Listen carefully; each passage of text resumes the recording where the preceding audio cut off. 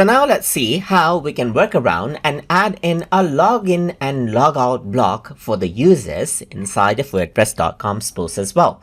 So let's say I want to give an option right here for the users to log in and log out as well. In that case, I can go ahead onto block right here and just type in login right here. So if I were to go ahead and click, then you can see that logout option actually shows up. So I can go ahead and display the login as a form as well, just like this. And then you can go ahead and change around the level of color right here. And let me just go ahead and move this onto the top right here.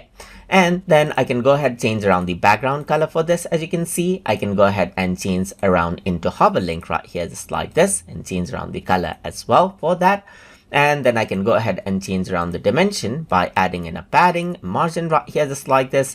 And then you can go ahead and change around the border right here, just like this as well. So this is what you have, as you can see. And if I were to go ahead and press the save button, this is what you have right here. So now if I were to go around onto view page section right here, then you can see that I have an option to log out right here.